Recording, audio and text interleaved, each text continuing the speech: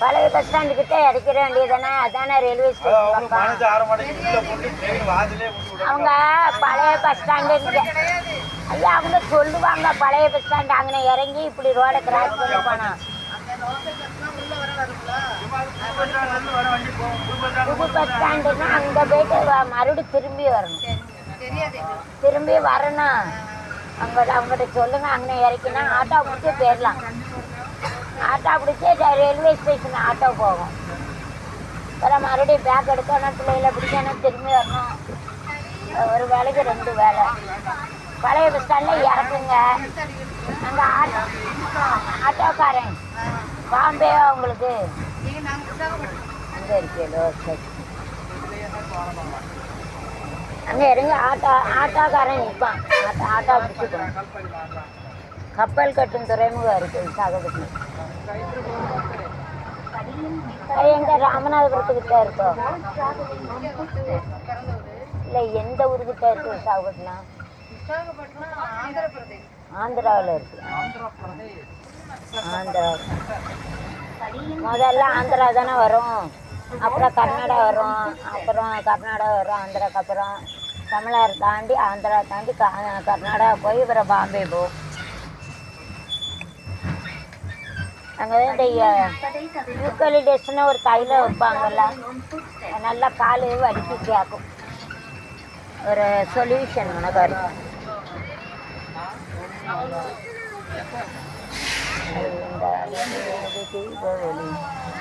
எங்கள் ஏற்றும் இது காத்திய மாதம் போல ஏற்கின்றாடுகை தீதமே காலம் காலமாக நாங்கள் அர்ப்பணம் காளிதாசன் விதாசன் காமதாசன் கவிதை கவிதை தெரியுமா கனவு நிதானா நிதானா நிதானா நிதானா வாழ்வேனா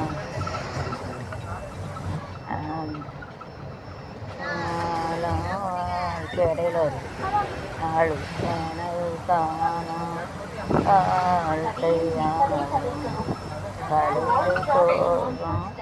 கோலங்கள் உடுப்பு கூட காரம் கரையில் வந்தது தந்தது அதலில் நீண்டது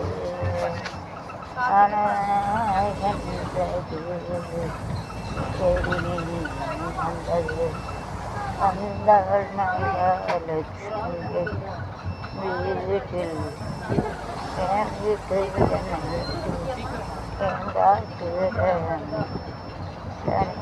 தொட்டு தொட்டு தொட்டு பேசும் சுல்தானா கட்டவுடன் இல்லாமா அள்ளி கொடுத்தால் குறையாது உலகாது அழகு அழகு பிரம்மனிடம் மண் கொடுக்க போயிருந்தேன் நீ என் மனைவியாக வேண்டும்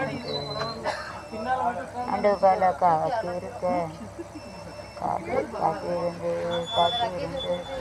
காலங்கள் போகுதடி